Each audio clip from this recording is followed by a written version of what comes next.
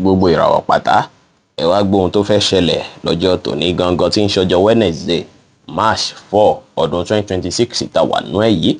Mo kí Ọlọ́run ọba, mo ṣèbà Olódùmarè, ìbà akọ́dá ayé, ìbà aṣẹ̀dá ọ̀run, mo ṣèbà Ọ̀rúnmìlà atórí ẹni tí ò sunwọ̀n ṣe, ẹlẹ́ẹ̀rí ìpín tòun tàyàn mọ́. Mo júbà ọkùnrin, mo júbà obìnrin, mo kí gbogbo ojú tó ń wò mí níbikíbi tí ẹ ti ń gbọ́ mi káàkiri àgbáńlá ayé. Ẹ̀yin tẹ́ ń wò mí pátá, ẹ dákun ẹ dábàá ẹ bá ń share fídíò yìí, ẹ pín kó jẹ́ òwúlò àtàǹfààní fọ́pọ̀ ènìyàn. Ojú tẹ́ fi ń wò mí ò ní fọ́,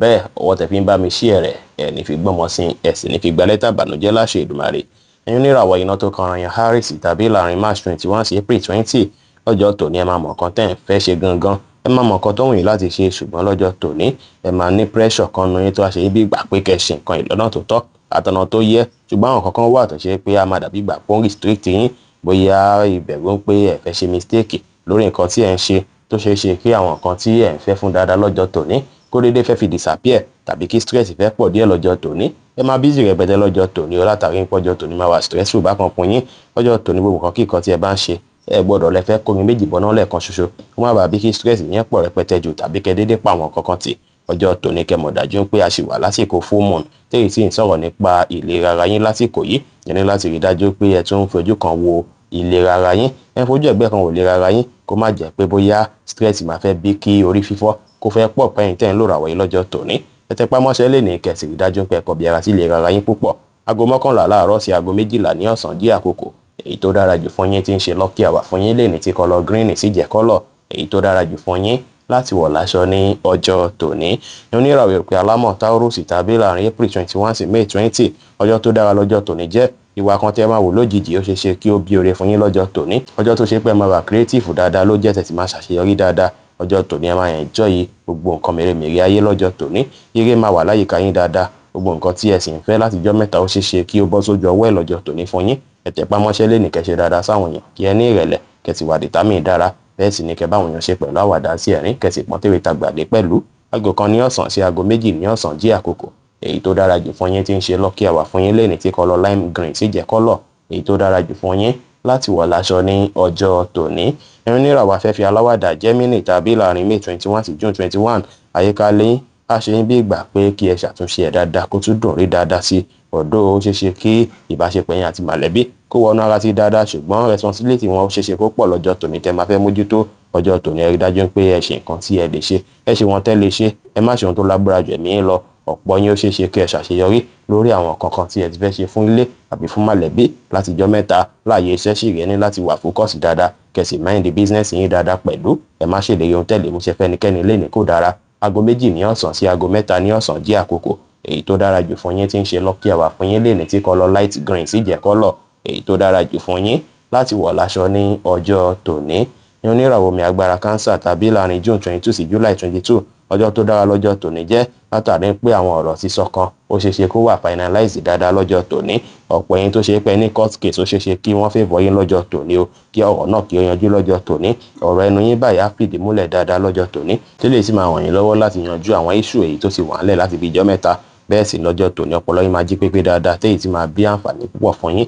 Ẹ ní ìrẹ̀lẹ̀ lè ní kẹfọgbọ́n àtòyè tó lọ́n fún yín ṣohunkóhun. Ẹ ṣe dáadáa sáwọn èèyàn, ẹ má ṣe sọ̀rọ̀ àsọjù láwùjọ, kí ẹ ṣọ́ra ṣe pẹ̀lú ọtí mímu kó má yẹ pọ́ tí mímu á jẹ́ kẹ́ lọ sọ secret yín jáde kẹ́ sára. Aago 3 ní ọ̀sán sí aago 4 ní ọ̀sán jí àkókò èyí tó dára jù fún yín tí ń ṣe lucky hour fún yín lè ní tí kọlọ lime green sì jẹ́ kọ́lọ̀ èyí tó dára jù fún yín láti wọ̀ láṣọ ní ọjọ́ tòní. Ní oníràwọ̀ iná tó gbóná rìrì Leo tàbí láàrin July 23 sí August 22 ọjọ́ tòní máa rí solution sáwọn kan tó dàbí ìṣòro owó tó ṣe pé ó ṣeé ṣe kí ire wọlé fún yín látara àwọn akitiyan tẹ́ ti ṣe látẹ̀yìnwá. Ọ̀pọ̀ yín sì rèé tó ṣe pé tí invest tẹ́lẹ̀tẹ́lẹ̀ ó ṣeé ṣe kí ẹ rí àǹfààní lórí àwọn kan tẹ́ ti fi àtẹ̀yìnwá ṣe. Ọjọ́ tòní jẹ́ tó ṣe pé àwọn nǹkan tí ẹ ń fẹ́ fowó ṣe, àwọn kan tẹ́ fẹ́ fowó ṣe lọ́sàn-án lóṣù ó ṣeé ṣe kí ó fẹ́ lékè nǹkan dáadáa lọ́jọ́ tòní. Ẹ ṣàfọgbọ́n ṣe lọ́jọ́ tòní, kẹ́ ṣọ́ra ṣe pẹ̀lú ojú àánú torí gbogbo àánú kọ́ lèèyàn ṣe, kẹ́ sì rí dájú pé tàṣe jìbò ohunkóhun pẹ̀lú. Aago 12 ní ọ̀sán sí aago 1 ní ọ̀sán jí àkókò èyí tó dára jù fún yín tí ń ṣe lucky hour fún yín lè ní tí kọlọ green sì jẹ́ kọ́lọ̀ èyí tó dára jù fún yín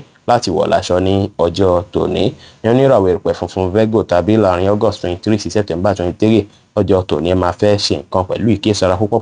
ṣùgbọ́n ṣeé ṣe kí nǹkan kan máa dàbí ìgbà pé ó ń kan yín lójú nínú yín, táwa dàbí ìgbà pé àbí ẹ̀yà ara tó ni àbẹ́ ẹ̀ ṣe tó ni. Ọjọ́ tòní ó tún dàbí ìgbà pé a ṣe ń bí ìgbà pé kí ẹ tètè yanjú àwọn kankan pẹ̀lú ọpọlọ pípé yín àwọn kan tó ń dún lọ́kàn yín kẹfẹ́ yanjú rẹ̀ kẹfẹ́ ṣe létò ètò ṣùgbọ́n a tún dàbí ìgbà pé feelings yín tún sọ pé bóyá kẹwulẹ̀ gbàgbé ń pẹ́ kẹwulẹ̀ let's go àwọn kankan nǹkan ìsì lè fẹ́ fa dàrúdàpọ̀ rẹpẹtẹ fún yín nǹkan lè dàbí ìgbà pé ó wà confusing bákan tàbí kó dàbí ìgbà pé nǹkan wà out of control lọ́jọ́ tòní ẹ ní láti kíyèsára kẹ má fi bó ṣe ń ṣe yín kẹ má fi bẹ ṣe ń fìlì kẹ má fi ìyáàdì sí gbogbo nǹkan pàápàá tó bá ti jọ mọ́tẹ̀yìn àti olólùfẹ́ yín kó má bàa bí issue ẹ mọ́kàn balẹ̀ má kàn jíjù bó ṣe ẹ lọ lórí ohunkóhun ṣùgbọ́n kẹ hàn dájú pé ẹ padà wá solution sáwọn nǹkan wọ̀nyí o tó ṣe é pé ẹ máa mọ bẹ ṣe fẹ́ ṣe létòlétò tó máa padà wá rọrùn ní ìgbẹ̀yìn bẹ́ẹ̀ sì nìkan tó máa tún ràn yín lọ́wọ́ dáadáa ojú ń pé ẹ máa ní nǹkan kan lọ́kàn yín tó ṣe é pé a máa kì yín láyà pé lágbájá nǹkan máa yí padà nǹkan tó ń ṣẹlẹ̀ yìí máa tó yí padà tá sì ràn yín lọ́wọ́ rẹpẹtẹ lọ́jọ́ tòní tá jẹ́ kẹ́ lè focus aago 2 ní ọ̀sán sí aago 3 ní ọ̀sán jí àkókò èyí tó dára jù fún yín tí ń ṣe lucky hour fún yín lè ní tí kọ́lọ̀ white sì jẹ́ kọ́lọ̀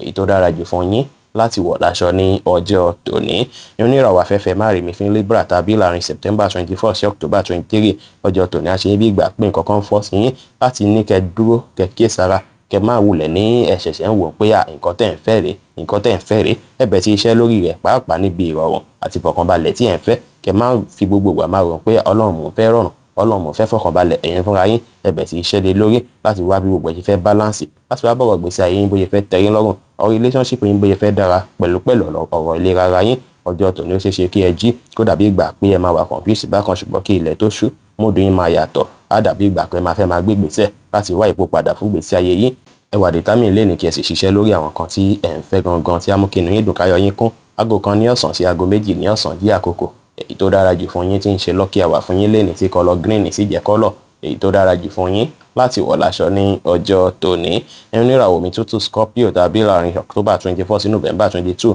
ọjọ́ tòní ẹ máa ṣì wà lórí pé ẹ ń wòye sí àwọn ọ̀rẹ́ yín àwọn tó ṣe pé bóyá ń dúró tì yín àtàwọn tó ṣe pé bóyá àwọn ti ẹ̀ wulẹ̀ wà òkè ẹ máa ṣe yín bí ìgbà pé kẹyà àwọn kan kúrò láàrin yín kó dàbí ìgbà pé ẹ fẹ́ báwọn míì ṣe tó ṣe pé ìbáṣepọ̀ yín jọ bára mu fókọ̀sì yín lọ́jọ́ tòní ẹ wá jẹ́ kí ó jẹ́ ètò ṣe pé á dálé ọ̀rọ̀ iṣẹ́ yín gbogbo àwọn tó bá ṣe pé bóyá wọ́n fẹ́ gbárùkù tì yín tẹ́ ń wò yìí ẹ rí i dájú pé àwọn tó ṣe pọ́ lè fi kún dàgbàsókè yín ni wọ́n jẹ́ bẹ́ẹ̀ sì lọ́jọ́ tòní ẹ tún fojú ẹ̀gbẹ́ kan wo ọ̀rọ̀ iṣẹ́ yín tó ṣeé ṣe kí ẹ rí àṣeyọrí lórí àwọn iṣẹ́ yín látara àwọn sọ̀pọ́ọ̀sì àwọn tó rọ̀gbà yín ká lọ́jọ́ tòní ẹ free mind yín kẹ́ wà positive kẹ́ ṣe dáadáa sáwọn èèyàn tí ènìyàn bá ṣẹ̀yìn ẹ má jẹ́ pẹ́ lórí ìkúnlẹ̀ ìṣàjò tó foríjì lénìí aago 6 ní ìrọ̀lẹ́ sí aago 7 ní àṣálẹ́ jí àkókò èyí tó dára jù fún yín tí ń ṣe lucky hour fún yín lénìí tí kọ́lọ̀ turquoise blue sì jẹ́ kọ́lọ̀ èyí tó dára jù fún yín láti wọ̀ láṣọ ní ọjọ́ tòní oníràwọ̀ inú àtùpà Sagittarius tàbí láàrin November 23 sí December 22 a ṣe ń bí ìgbà pé ẹ nílò láti máa ṣàlàyé gbogbo nǹkan tí ẹ ń fẹ́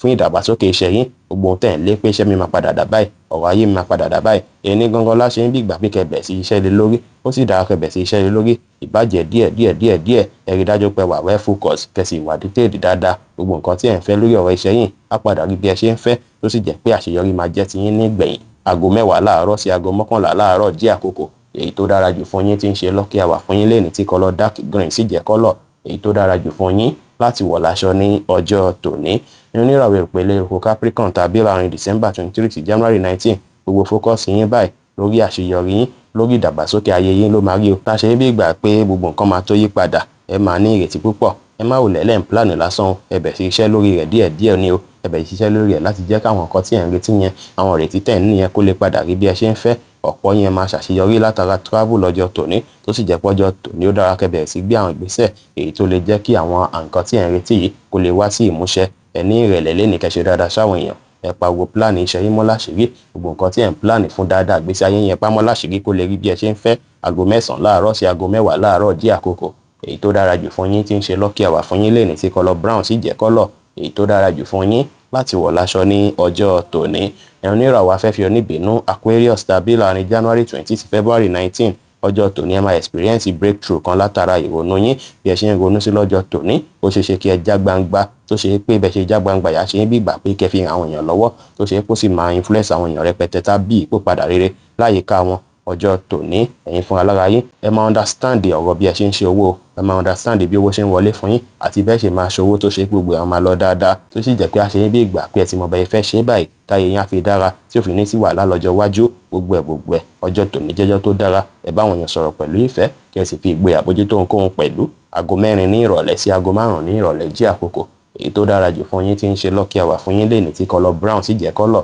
èyí tó dára jù fún yín láti wọ̀ láṣọ ní ọjọ́ tòní. ẹ̀yin oníràwọ̀ mi tí kì í ru Pisces tàbí láàrin February 20 sí March 20 ọjọ́ tòní ẹ máa wòye sí ọ̀rọ̀ relationship yín pé báyìí mo fẹ́ kó rí, ibi tó yẹ ká ti ṣàtúnṣe lélẹ̀, ọ̀nà tó yẹ ká rí gbà lélẹ̀ tọrọ relationship yín á fi balance. bẹ́ẹ̀ sì ni ọkàn yín máa fẹ́ ní ìfẹ́, ṣùgbọ́n ó ṣeé ṣe kí nǹkan kan máa criticize olólùfẹ́ yín nínú ọkàn yín bóyá látàrí àwọn ìwà kan tó ti wù tí ò dáa. a máa jẹ́ kó dàbí ìgbà pé lágbájá ìṣòwò ti ẹ̀ ṣá tàmẹ̀dù ìṣòwò ti kí n bá ṣe ṣá ẹ ṣàfọgbọ́n ṣe lọ́jọ́ tòní látàrí gbogbo èròkèrò yìí. ó ṣeé ṣe kó kátẹ̀ńlẹ̀ láìpẹ́ tẹ́ bá kíyèsára, ó ṣeé ṣe kí lè fẹ́ bí kí argument àbí fanfa kó wáyé láàrin èèyàn tó lólùfẹ́ yín. ẹ free mind yín, ẹ wà positive, ẹ ṣe dáadáa sáwọn èèyàn lénìí, ṣùgbọ́n ẹ má ṣe ohun tó lágbára jù ẹ̀mí lọ. aago 5 ní ìrọ̀lẹ́ sí aago 6 ní ìrọ̀lẹ́ jí àkókò èyí tó dára jù fún yín tí ń ṣe lucky hour fún yín lénìí tí kọ́lọ̀ white sì jẹ́ kọ́lọ̀ èyí tó dára jù fún yín láti wọ̀ láṣọ ní ọjọ́ tòní. bí ó ṣe jẹ́ nìyẹn fún gbogbo orúfẹ́ ìràwọ̀ méjìlá tó wà pátá. ẹ̀yin tẹ́ ń wò mí pátá ẹ má gbàgbé pé Ọlọ́run bo Olódùmarè nìkan lọ́ba tó ní ìmọ̀ jùlọ.